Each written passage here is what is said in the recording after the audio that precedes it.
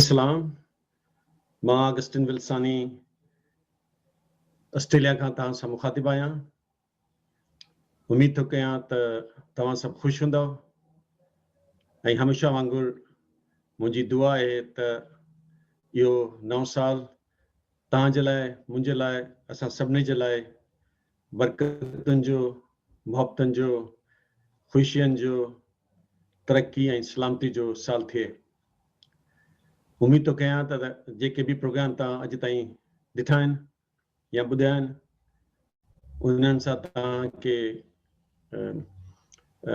Knowledge मिली हूंदी, इल्मु मिलियो हूंदो ऐं तव्हां कुझु सिखियो हूंदो।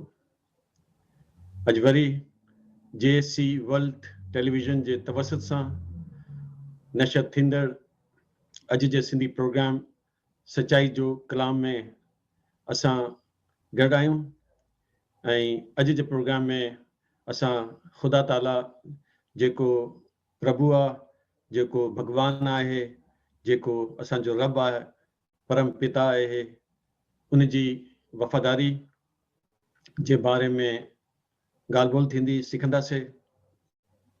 ऐं हीउ प्रोग्राम तमामु सिंधी दोस्त सॼी दुनिया में फेसबुक ते ऐं यूट्यूब लाइव ते भी ॾिसी सघनि था। अॼु जो जेको टॉपिक आहे सो वफ़ादारी आहे, जंहिंखे अंग्रेज़ी में फेथफुलनेस चवंदा आहियूं।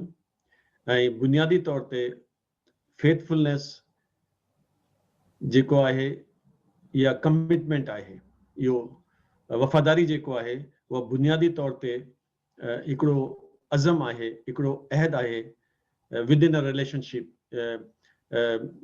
जेको रिश्तो ऐं ताल्लुक़ हूंदा आहिनि उन में इहो बुनियादी तौर ते कमु करे थी या फेथफुलनेस या वफ़ादारी। ऐं उहो रिश्तो भली माण्हुनि में हुजे या भली इंसाननि जो, माण्हुनि जो ख़ुदा सां हुजे, त ॿिन्हिनि सूरतनि में वफ़ादारी जेका आहे उहा बुनियादी अज़म जो नालो अथसि। ऐं असां ॾिसंदासीं त कीअं, छो त ॻाल्हि ख़ुदा जी पई थिए, त कीअं ख़ुदा पंहिंजे इन फंडामेंटल कमिटमेंट खे या जेको हुनजो बुनियादी अज़म ऐं अहद जी जेका ख़ुसूसियत आहे, सलाहियत आहे या उनजी शख़्सियत आहे, कीअं थी अमल में अचे। सो कलाम ख़ुदा जेको आहे यानी बाइबल मुक़दस इन ॻाल्हि ते ज़ोर थी ॾे त ख़ुदा ताला पंहिंजे वाइदनि में जेके हुन माण्हुनि सां कया आहिनि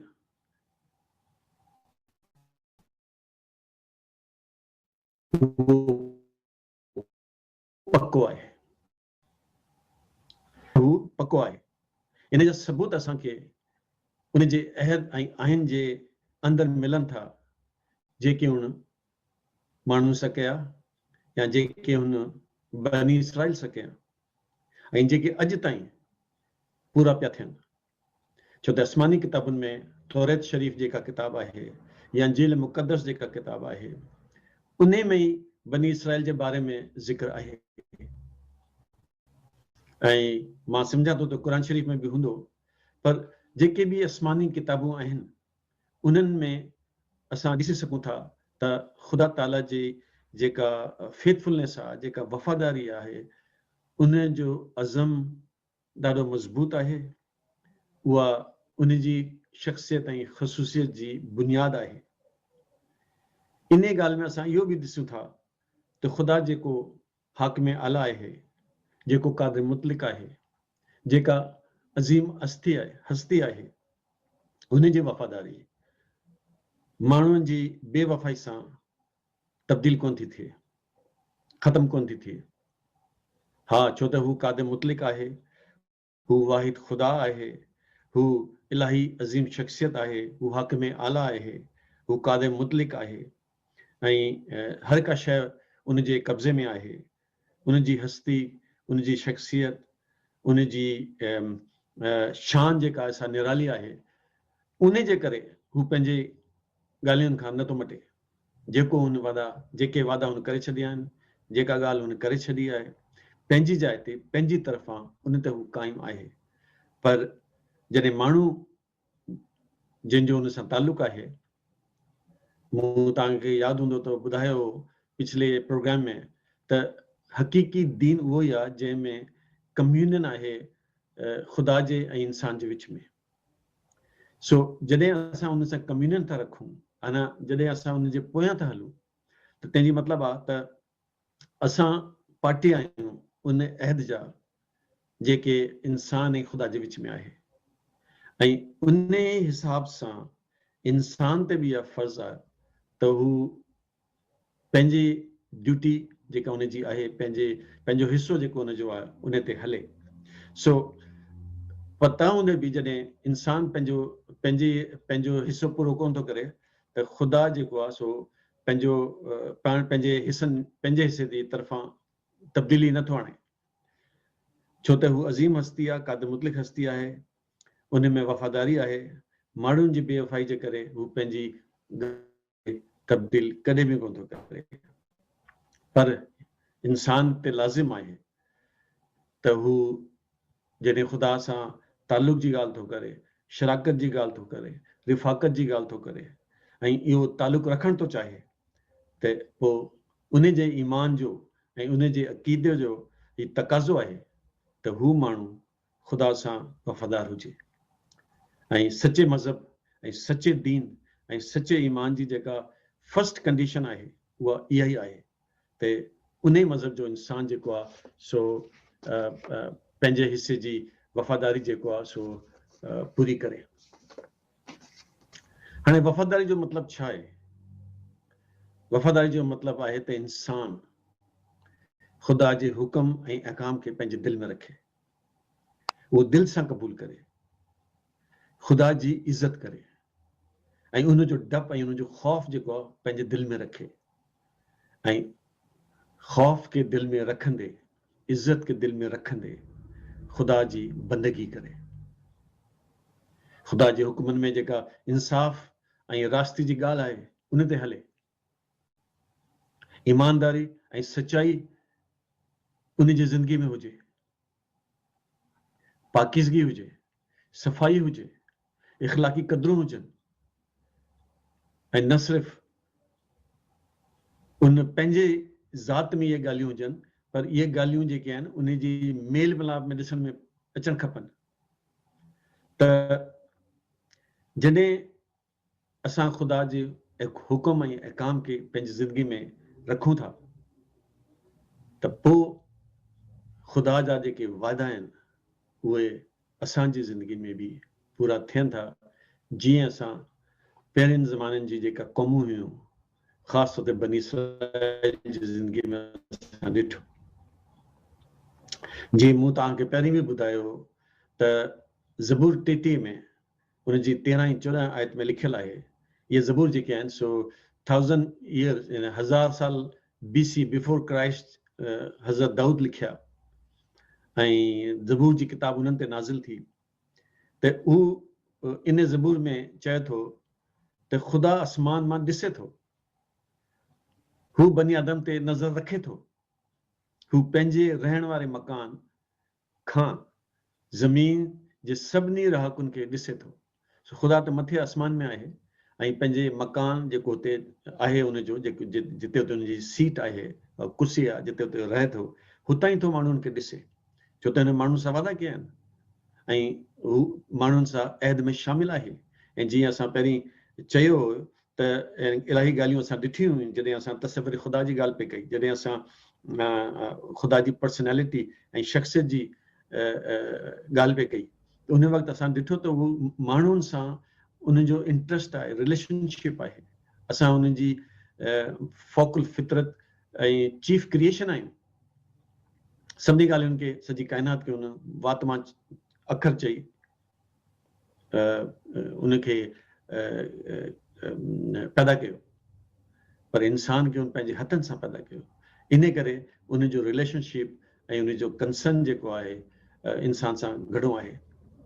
त हिन इलाही अज़ीम हस्ती खे जेको क़ादिर मुतलक़, गैर फ़ानी, लामहदूद, मुक़द्दस ऐं पाक आहे, हुनखे सभु ख़बर आहे त केरु हुन सां वफ़ादार आहे ऐं केरु वफ़ादार न आहे।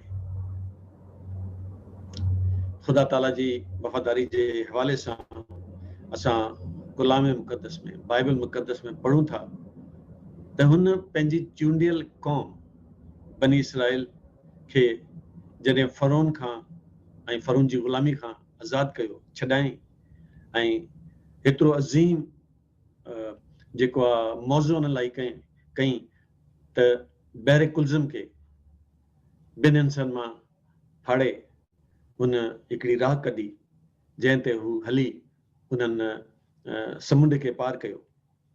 हेतिरो फेवर ॾियण खां पोइ, हेतिरो मोहबत करण खां पोइ, हेतिरो अज़ीम मौज़ो करण खां पोइ भी हू उन्हनि खे जेको आहे सो सख़्तु लफ़्ज़नि में ख़बरदार थो करे, उन्हनि खे वार्निंग थो ॾे। ऐं इहा वार्निंग जेको आहे उहो बाइबल मुक़दस जी शरीयत जी किताब में, जंहिंखे असां डिट्रोनॉमी चवंदा आहियूं, उन जे 7 बाब जी 9 ऐं 10 आयत में लिखियलु आहे। ऐं मां तव्हांजे साम्हूं इहा मूं वटि बाइबल मुक़दस पई आहे सिंधीअ में, मां उन मां तव्हांजे लाइ इहो पढ़ंदुसि त छा लिखियलु आहे। शरीयत जी किताब उन जो 7 बाब ऐं उन जी 9 ऐं 10 आयत में लिखियलु आहे, तंहिं करे यादि रख त ख़ुदावंद तुंहिंजो ख़ुदा उहो आहे, उहो ई ख़ुदा आहे जो सचो ख़ुदा आहे, ऐं जेके खेसि प्यार था कनि ऐं संदसि हुक्मनि ते अमल था कनि, तंहिं सां 1000 पीढ़ियुनि ताईं पंहिंजो अहद क़ाइमु थो रखे ऐं मथां रहम थो करे, ऐं जेके संदसि दुश्मनी ऐं जेके साण दुश्मनी था रखनि तंहिंखे संदसि ॾिसंदे बदिलो थो ॾे ऐं बर्बाद थो करे, ऐं जेको हुन सां दुश्मनी था रखनि तंहिंखे हुन जे ॾिसंदे बदिलो ॾियण में देरि नथो करे। त तव्हां ॾिसी सघो था त इहे साफ़ अल्फाज़नि में लिखियलु आहे, छो त ख़ुदा कंहिंजो बि तरफ़दार कोन्हे। हुन इन क़ौम खे, बनी इसराइल खे चूंडियो ऐं उन जे लाइ हुन क़दम खयां, ऐं जीअं मूं तव्हांखे ॿुधायो एतिरा वॾा वॾा मौज़ कया ऐं उन्हनि खे बहरे कुल्ज़म खे चीरे फाड़े पानी खे जुदा करे कढियईं ऐं ॿिए मुल्क में उन्हनि खे वठी आयो। पर छो त हू कादे मुतलक़ आहे, उन में को मैल कोन्हे, को कूड़ कोन्हे, सचो ख़ुदा आहे ऐं उन जी पंहिंजी हिकिड़ी हैसियत आहे, ख़ुशूसियत आहे, उहो लामहदूद आहे, मुक़दस ऐं पाक आहे। ऐं इन करे हू चाहे थो त उन जा जेके चूंडियल आहिनि, उन जा जेके इंसान सॼी दुनिया जा आहिनि, उन जे पोयां हलनि। पर इन सिचुएशन में असां ॾिसूं था त उन बनी इसराइल खे कहिड़े सख़्तु अल्फाज़नि में इहा वार्निंग ॾिनी, इहो ख़बरदार कयो। ऐं पोइ वरी 11 आयत में लिखियलु आहे त तंहिं करे जेके हुकुम ऐं कानून ऐं फ़ैसिला आऊं अॼु थो ॿुधायां तंहिं ते ख़बरदारी सां अमल कंदो रहिजो। त माना इहो असीं ॾिसी सघूं था त ख़ुदा जी शख़्सियत, उन जी ख़ुशूसियत, उन जी हस्ती ऐं शान जो ही हिस्सो आहे त हू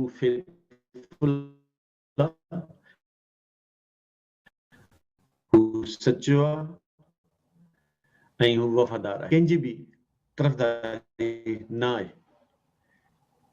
जीअं मूं चयो त 11 आयत में वरी पंहिंजी जेका ख़बरदारी उन कई हुई उनखे सपोर्ट थो करे इन अल्फाज़नि में त तंहिं करे जेके हुकुम ऐं कानून फ़ैसिला अॼु तव्हांखे ॿुधायां थो तंहिं ते ख़बरदारी सां अमल कंदो रहिजो। माना सॼे वक़्त ताईं, जेसि ताईं तव्हां जीअरा आहियो, उन जे हुकुम ऐं अहकाम ते हलण जी ज़रूरत आहे। दाऊद नबी भी पंहिंजी ज़बूरनि जी किताब में लिखे थो त ऐ ख़ुदा, तुंहिंजी बाज आसमान ते आहे, तुंहिंजी सचाई ऐं वफ़ादारी ऐं रहम सॼे जहान में बिखरियल आहे। ॿिए लफ़्ज़नि में यहोवा पाक ख़ुदा जी सचाई ऐं वफ़ादारी लामहदूद आहे। हुन जी मोहबत कॾहिं कम नथी थिए। अॻिते हली ॿिए ज़बूर में बि असीं ॾिसूं था ज़बूर 79 आहे, उन जी 8 आयत आहे, उते पढ़ूं था त ऐ ख़ुदावंद लश्करनि जा ख़ुदा, इहो दाऊद नबी पियो चए, ऐ ख़ुदावंद लश्करनि जा ख़ुदा, ए या तूं जहिड़ो क़ादिर ख़ुदा केरु आहे। हू पाण सां सवाल थो करे ऐं ख़ुदा खे इन्हनि अल्फाज़नि में जेको आहे सो एप्रिशिएट थो करे त तूं जहिड़ो ख़ुदा केरु आहे। ऐं वरी असां ॾिसूं था त ज़बूर 119 में उनजी 9 आयत आहे, ज़बीर नवीस लिखे थो त तुंहिंजी वफ़ादारी सभिनी पीढ़ियुनि ताईं रहे थी।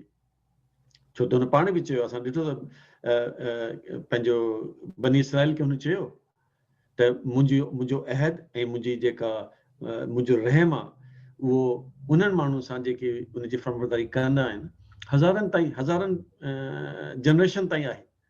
पर जेके मूंसां वफ़ादारी नथा कनि, मुंहिंजी ॻाल्हियुनि ते नथा मञनि, बेवफ़ाई था कनि, नाफ़रमानी था कनि ऐं मुंहिंजे हुक्मनि जी तकमील ऐं तामीर नथा कनि, उन्हनि खे मां उन्हनि जी अखियुनि जे साम्हूं ई सज़ा थो ॾियां।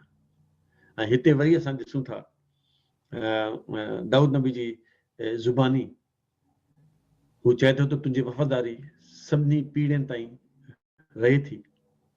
तूं ज़मीन खे क़ाइमु कयो आहे ऐं उहा अञा ताईं क़ाइमु आहे। सो ख़ुदा क़ुदूस ऐं ख़ुदा वाहिद जी हस्ती जे साम्हूं जॾहिं असां उनखे पंहिंजे साम्हूं रखूं था त माण्हुनि खपे त उनजी हस्ती जे हिसाब सां उनजी फर्माबरदारी कनि, उन्हनि जी जेके हुकम आहिनि, अहकाम आहिनि, उन्हनि खे सुञाणनि, उन्हनि खे पढ़नि, उन्हनि खे पंहिंजे दिलि में रखनि ऐं उन्हनि ते अमल कनि। ऐं जॾहिं उन खां दुआ घुरनि त पोइ ज़बूर 143 उनजी पहिरीं आयत में लिखियलु आहे त ऐ ख़ुदा मुंहिंजी दुआ ॿुध, मुंहिंजी मिनतनि खे कंदे पंहिंजी वफ़ादारी ऐं रासबाज़ी सां मूंखे जवाबु ॾे।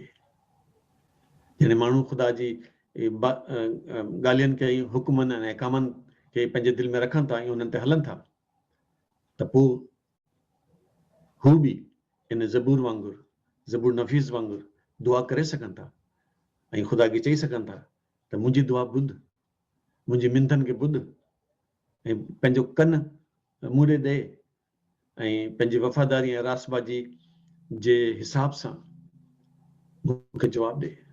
छो त ख़ुदा रास्तबाज़ आहे, वफ़ादार आहे, प्यार थो करे ऐं उनखे असांजी फ़िक्र आहे। असां अशरफुल मख़लूक़ात आहियूं, असांखे हुन पंहिंजी मर्ज़ी सां पंहिंजे हथनि सां ठाहियो आहे, त उनजी मोहबत इंसान लाइ कॾहिं घटि कोन थी थिए। इहो असांजो ई असांखे मसइलो आहे त असीं उनजे हुकम ऐं काम खे नथा मञूं। सो ॾिसूं था त ख़ुदावंद यहोवा पाक ख़ुदा, जेको भॻवान सॾाइजो थो, जेको प्रभु सॾाइजो थो, जेको ईश्वर सॾाइजो थो, जेको रब सॾाइजो थो, जेके ख़ुदा ताला चवंदा आहिनि ऐं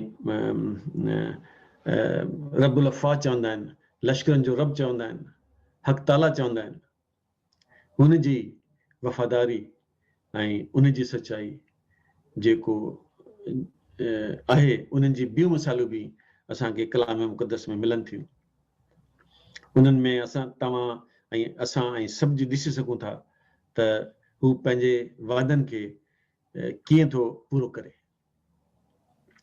बाइबल मुक़दस जी पहिरीं किताब आहे, उन में 66 किताबूं आहिनि ऐं उनजी पहिरीं किताब जेका आहे सो पैदाइश आहे। इहो हज़रत मूसा लिखियो इन किताब खे, ऐं उन में दुनिया कीअं ठही ऐं तंहिंखां पोइ इंसाननि खे ठाहिण जी हिस्ट्री ऐं आदम खां वठी सॼो ज़िक्र लिखियलु आहे। ऐं उन में हिकिड़ो ज़िक्र आहे हज़रत इब्राहिम जे बारे में ऐं उनजी ज़ाल जेका आहे सारी जे बारे में।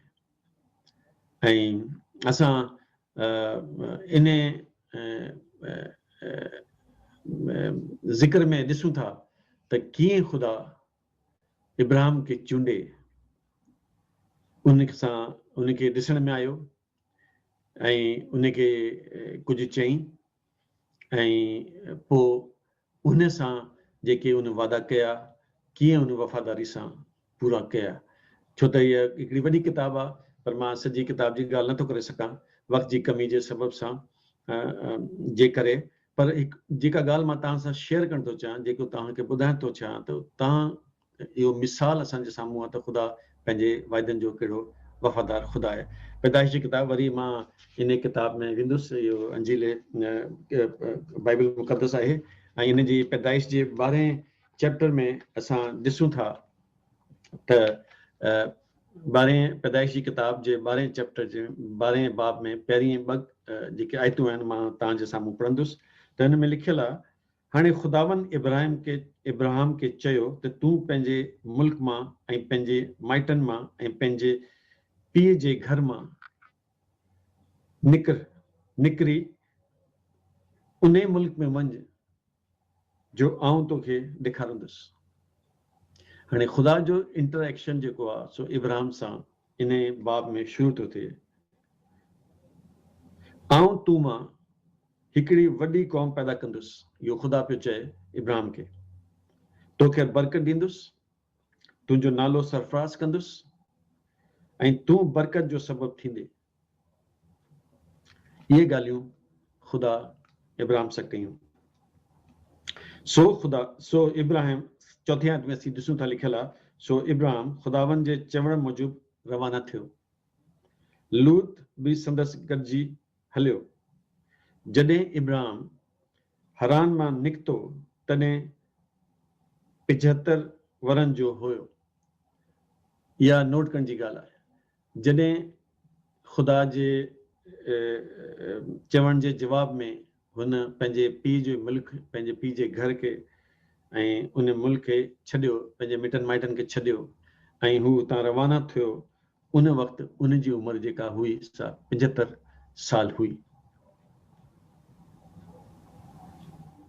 ऐं अॻिते जॾहिं हू मुल्क कनान में आयो त असीं ॾिसूं था त उते लिखियलु आहे, तंहिं वक़्त में कनानी उन्हनि मुल्क में रहंदा हुआ। त ख़ुदा जे चवण जे जवाब में असीं ॾिसूं था त हुन जेको आहे सो इहो कदम खयो ऐं हू उतां निकितो। अॻिते हली असां ॾिसूं था 15 चैप्टर में, इन ई साॻी किताब जे 15 बाब में असां ॾिसूं था आयतूं आहिनि जेको मां तव्हांजे साम्हूं पढ़ण थो चाहियां। ऐं ईअं 20 आयत में लिखियलु आहे त इन ई ॻाल्हियुनि खां पोइ ख़ुदावंद जो कलाम रोया में इब्राहिम ते नाज़िल थियो। ठीकु आहे। ऐं उते ॻाल्हि ॿोल थी थिए ऐं इब्राहिम चयो त ऐं ख़ुदावंद तूं मूंखे छा ॾींदे, छो त ख़ुदावंद चए पियो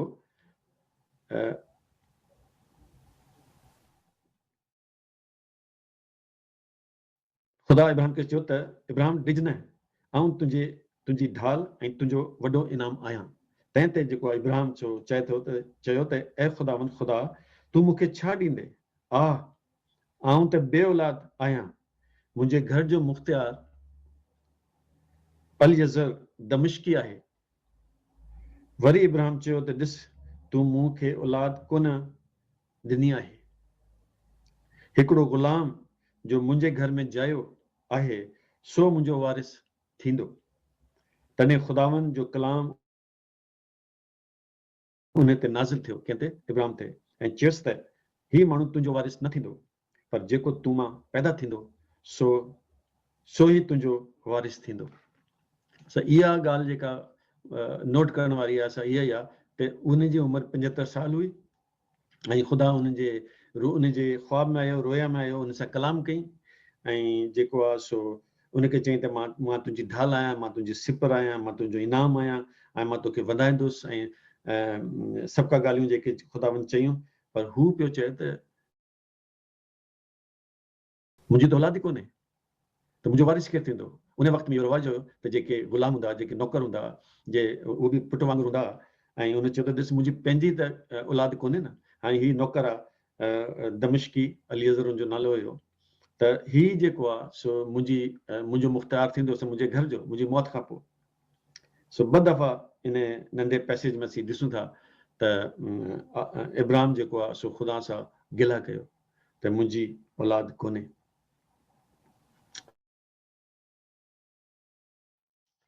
इन जे जवाब में छा थियो? 5 आयत में असीं ॾिसूं था त जॾहिं ख़ुदा चयो त तूं मां जेको पैदा थींदो सो ई तुंहिंजो वारिस थींदो, पोइ चई ऐं हू खेसि ॿाहिरि वठी वियो। कंहिंखे? ख़ुदा इब्राहिम खे ॿाहिरि वठी वियो ऐं चयईं त हाणे आसमान ॾांहुं निहार। हुनखे चईं त आसमान जे मथे ॾिस, मथे आसमान में ॾिस ऐं जे तारा ॻिणी सघीं त ॻिण, ऐं चयसि त तुंहिंजी औलाद अहिड़ी थींदी। माना तव्हां सभु केतिरा तारा जेके आहिनि से आसमान में आहिनि, पाण गिनूं कोन था सघूं। ऐं इन ते जेको आहे सो ख़ुदा जेको आहे इब्राहिम खे चए थो त जेकॾहिं तूं गिनी सघीं त तारनि खे गिन, मां तोखे एतिरी औलाद ॾींदुसि, औलाद जी औलाद जी औलाद जी औलाद। त माना जेको ख़ुदा जो वाइदो आहे, जंहिंजो मुंहिंजो मरकज़ी ख़्यालु आहे इन सॼी कहाणी में, इन सॼी रवायत में, उहो मां तव्हांखे ॿुधाइण पियो चाहियां। ऐं वरी अॻिते हली जेको 18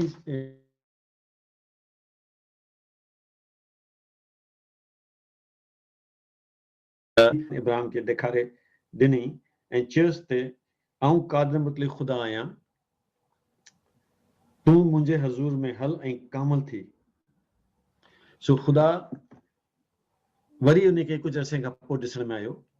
उन वक़्त ताईं उनजी उमिरि जेका 99 साल थी वई, 99 years, ऐं ख़ुदा उन खां घुरियईं त तूं मुंहिंजे हज़ूर में कामिल थी ऐं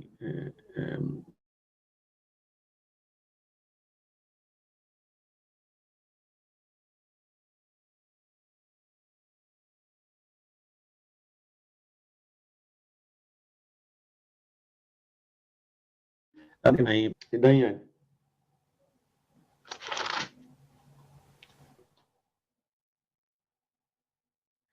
हिते ख़ुदा इन चैप्टर में उनखे इब्राहिम खे चए थो त तुंहिंजी ज़ाल जेका सारा आहे उनखे पुटु ॼमंदो। हाणे इब्राहिम ऐं सारा बुढा ऐं वॾी उमिरि जा हुआ। सो सारा दिलि में खिली चयो त आऊं ॿुधी आहियां, थी वई आहियां ऐं मुंहिंजो ख़ावंद बि ॿुधो आहे, भला हुन खां पोइ मूंखे कीअं ख़ुशी हासिल थींदी। हाणे ख़ुदावंद पंहिंजे फ़रिश्तनि खे मोकिलियो ऐं इहे ॻाल्हि ॿोल पई थी ऐं पंहिंजे उताक में हुई ऐं उते ॿुधियो त ख़ुदा 3 माण्हू जेके मोकिलिया उहे वादा पिया कनि ऐं सा इन करे उहा दिलि में खिली त हाणे मुंहिंजी बि उमिरि वधी वई आहे ऐं इन बुढ़ापे में मूंखे कीअं ॿार थींदो। ऐं 14 आयत में लिखियलु आहे ख़ुदावन जे लाइ, ख़ुदावन इन ॻाल्हि खे चेक कयो त चए थो त ख़ुदावन जे लाइ का बि ॻाल्हि मुश्किल आहे छा। ऐं पोइ इन में वरी हू चए थो त साॻिए वक़्तु अॻिए साल में दुनिया जे सभई सिंधियुनि खे मुंहिंजा लख सलाम।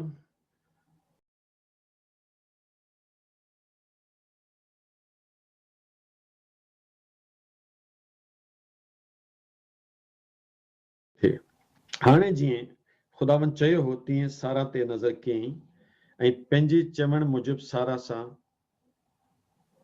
कयईं ऐं सारा पेट सां थी ऐं इब्राहिम जे लाइ हुन जे पियापे में जीअं ख़ुदा चयो हुयो ट्रायल वक़्त ते पुटु।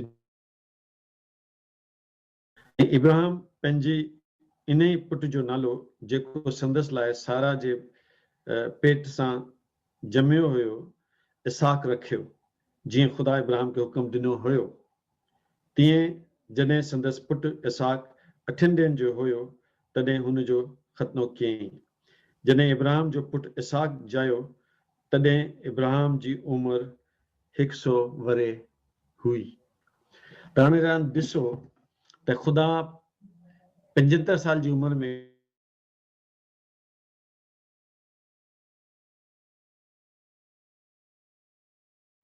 जेको मां तोखे ॾेखारींदुसि हुते बूदो बाश कजां ऐं पोइ चए थो त मां तुंहिंजी ढाल आहियां, मां तुंहिंजी सिपर आहियां, मां तोखे वधाईंदुसि ऐं इहो मुल्क तुंहिंजे जेको आहे सो हवाले कंदुसि ऐं उनखे इहो हुयो त मुंहिंजी त औलाद ई कोन्हे। इहे सभु वाइदा ख़ुदा जा कीअं पूरा थींदा। ऐं इन्हनि चैप्टर में असां ॾिठा त कीअं पोइ वरी 99 ईयर्स जी एज में 99 जी एज में ख़ुदा उनखे वरी अपीयर थो थिए।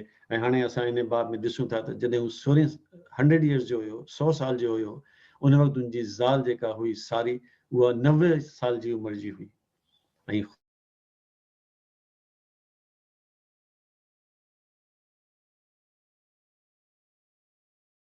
उन्हनि पंहिंजी कोशिशि कई त उन जेका उनजी लौंडी हुई हाजरा, हुन सां हुन जा 14-15 साल अॻु में हुन सां हिकिड़ो पुटु ॼायो इब्राहिम खे ऐं संदसि नालो हुयो इस्माइल रखियईं। सो इस्माइल जेको आहे सो लौंडी जी औलाद आहे इब्राहिम जी, जेको इब्राहिम सां थियो, ऐं इसहाक जेको आहे सो वाइदे जी औलाद आहे जेको सारा सां थियो। जे बारे में पढ़ियो आहे छो त इहो ख़तरो जेको आहे सो इब्रानियन में, बनी इसराइल में ऐं ख़ुदा में अहद हुयो त तूं मुंहिंजी वफ़ादार क़ौम थींदी ऐं मुंहिंजे हुक्मनि ते हलंदी ऐं मां तोखे बरकत ॾींदुसि। सो हाणे बि जेको रवाज आहे, यहूदियुनि में आहे, इस्लाम में आहे, ॿियनि में आहे, त ख़त्मु थिए थो त इहा पहिरियों हिते असां ज़िक्र पढ़ूं था इन बाइबल मुक़दस में। ऐं इन खां अॻु में 2-3 चैप्टर अॻु में जॾहिं ख़ुदा हुन सां अहद कयो, उन वक़्त में सभिनी जो माण्हू जो जेको आहे सो ख़त्मु थियो। ऐं उहे वॾी उमिरि जा माण्हू 70 साल, 80 साल, 90 साल जी उमिरि जा जेके बि वॾी साल में माण्हू हुया, उन्हनि सभिनी जो ख़त्मो पहिरीं दफ़ा इहो अहद जे हिसाब सां थियो त उन्हनि जे में ऐं ख़ुदा जेको आहे ख़ुदा जे दरमियान में इहो अहद ख़तने में क़ाइमु थियो। इन लाइ जेको आहे ख़तने जी रस्म शुरू थी।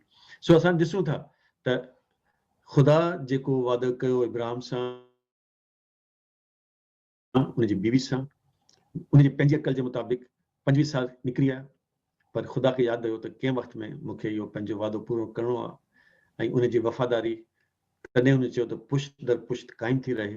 ऐं असां ॾिठो इन रवायत में त ख़ुदा कीअं जेको आहे सो इब्राहिम खे 100 साल जी उमिरि में पुटु ॾिनई ऐं सारा खे 90 साल जी उमिरि में पुटु ॾिनई। ऐं इन सां इहो ज़ाहिर थो थिए त ख़ुदा जेको आहे, हक़ ताला जेको आहे, रब्बुल अफ़वाज जेको आहे, लश्करनि जो रब जेको आहे, उहो जेको सचो प्रभु ऐं ईश्वर ऐं भॻवानु आहे, उहो पंहिंजी ज़ात में कॾहिं बि पंहिंजे अखरनि खां, पंहिंजे वर्ड्स खां, पंहिंजे जेको उन वादा कया आहिनि उन खां कोन थो फिरे। ऐं इहो हिकिड़ी मिसाल हुई। ॿी मिसाल असीं ॾिसूं था त जॾहिं बनी इज़राइल जी क़ौम खे हिकिड़ो टेम्पल खपंदो, हिकिड़ो उहो चवंदा हैकल खपंदो हुयो। ऐं असां इनखे बि पढ़ूं था, सैमुएल नबी जेको आहे उन जी ॿी किताब जेका आहे उनजे चैप्टर 7 में असां पढ़ूं था त हिन बाब में दाऊद बादशाह दिलि में इहो आणे थो, छो त दाऊद बादशाह तमामु क्लोज़ हुयो ख़ुदा जे।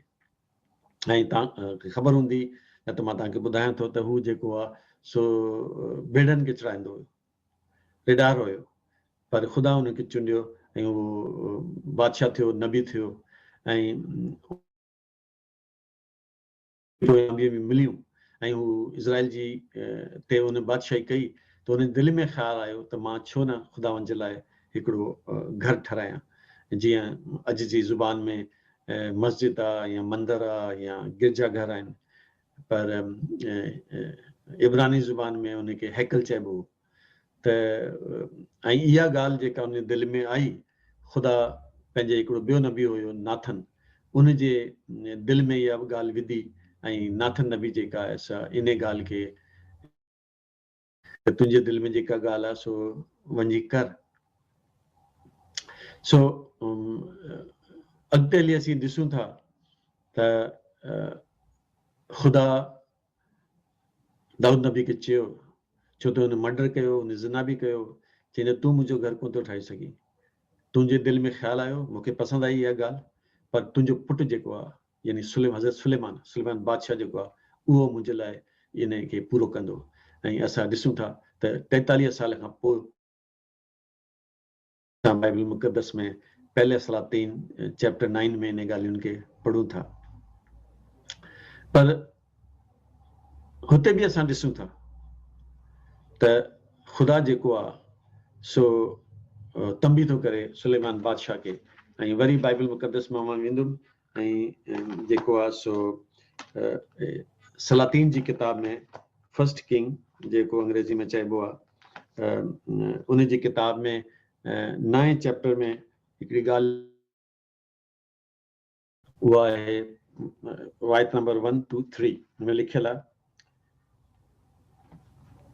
ऐं ईअं थियो त जॾहिं सुलेमान ख़ुदा जो घर ऐं बादशाह जो घर जुड़ाए पूरो कयो ऐं जेके सुलेमान करण ते घुरियो सो संदसि मुराद मूजिब पूरो थियो। तॾहिं ख़ुदावन सुलेमान खे ॾेखारे ॾिनई जीअं अॻे हबून में ॾेखारे ॾिनी थी। ऐं ख़ुदा हुनखे चयो त जेका दुआ तूं मुंहिंजे अॻियां घुरी ऐं जेको सुवाल तूं कयो आहे सो मूं ॿुधियो आहे ऐं घर जो तूं इन लाइ जोड़ियो आहे त मुंहिंजो नालो हमेशह ताईं उन में रहे, तंहिंखे मूं पाक कयो आहे। मुंहिंजियूं अखियूं ऐं मुंहिंजी दिलि सदाईं हुते रहंदी। छो त जॾहिं उन हैकल ठाही ऐं उन हैकल जी ओपनिंग कई त ख़ुदा जो अबर अची लथो ऐं घणा मौज़ा थिया, हिकिड़ो माहौल जेको आहे सो तब्दील थी वियो। उहो इन जे करे जो इन आयत में असीं ॾिसूं था त ख़ुदा चयो त मुंहिंजी दिलि जेको आहे सो हुते हूंदी ऐं मुंहिंजियूं अखियूं हुते हूंदियूं। इन करे अॻिते हिस्ट्री में असीं ॾिसूं था त यहूदी जेके आहिनि सो इन हैकल ॾे मुंहुं करे दुआ घुरंदा हुआ जॾहिं उहे ॿियनि मुल्कनि में हुया। ऐं साॻी ॻाल्हि असां इस्लाम में बि ॾिसूं था त उहे खाना काबा जे तरफ़ मुंहुं था कनि ऐं उते असीं इहे सभु जेके नमाज़ था पढ़नि। ऐं उहा ॻाल्हि जेको आहे हितां शुरू थी एक्चुअली। त पोइ असां वरी 6 या 7 आयत में ॾिसूं था लिखियलु आहे, पर जेकॾहिं अवां मुंहिंजी पैरवी करण खां मुड़ंदा अमी थोड़ी अवां कंदा पर उतलंदो वेही पंहिंजे मबूदनि जी बात कंदा, इन खे सिजदो कंदा त आउं इसराइल खे उन मुल्क मां कढी छॾंदुसि जो मूं उन्हनि खे ॾिनो आहे।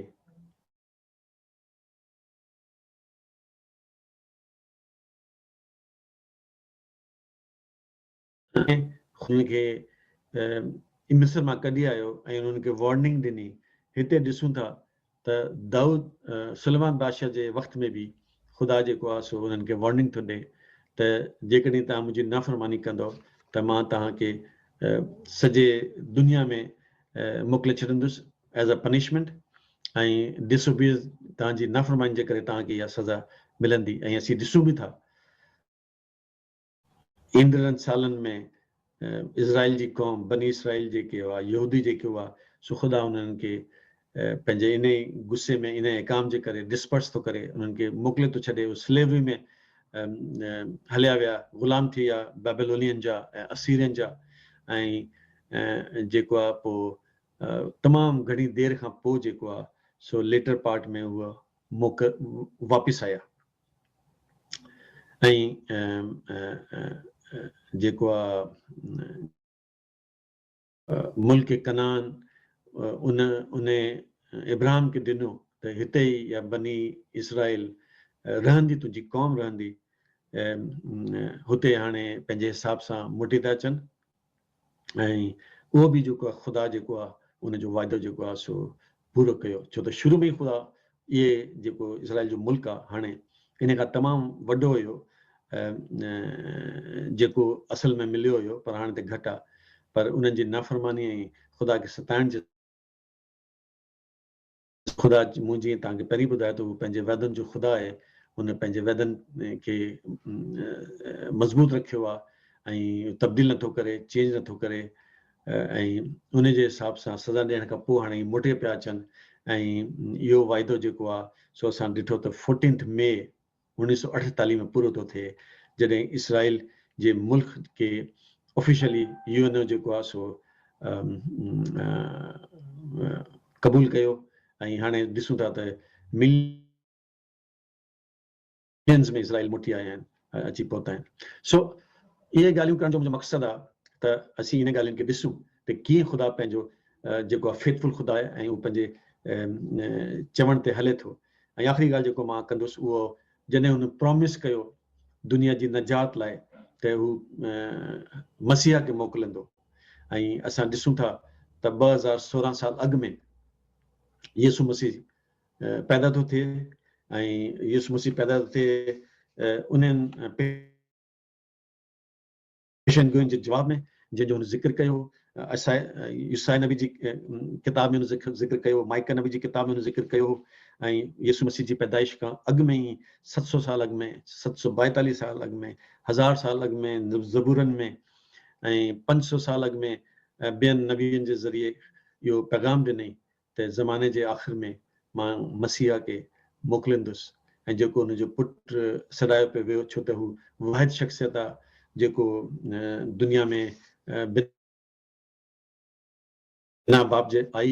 हू मसीहा थी आयो, हू मुक्तिदाता थी आयो, हू इत्मीनान ऐं शांति जो ॾियण वारो थी आयो, प्रेम रोशनी ऐं सलामती जो सागर थियो, मुनफ़रद लासानी तारान हारा थियो, ऐं हू ख़ाकसारी ऐं फ़ुरुतनी में जनम वरितो। इहा ॻाल्हियूं बि सालनि हज़ारनि सालनि खां मथे पेशनगोइयुनि में हुयूं। ऐं इहे वादा जेके ख़ुदा तमामु दुनिया जी क़ौमुनि सां कयो हो, सो यसु मसीह में असीं ॾिसूं था त पूरो थियो। त अॼु जेको त तव्हां इन खे सम्झियो हूंदो ऐं इन सां इल्मु हासिलु कयो हूंदो, तव्हांजी अक़ल में इज़ाफ़ो थियो हूंदो। इहो सचाई जो कलाम आहे जेको मूं तव्हां साम्हूं रखियो आहे। ऐं मां उमीद थो कयां त तव्हां इन सां फैज़याब थींदो। ऐं ख़ुदा कंदो त वरी अॻे मीटिंग में मुलाक़ात तव्हां सां थींदी ऐं तव्हां इन्हनि ॻाल्हियुनि खे ज़हन ॾिजो। ऐं मां उमीद थो कयां त तव्हां सभु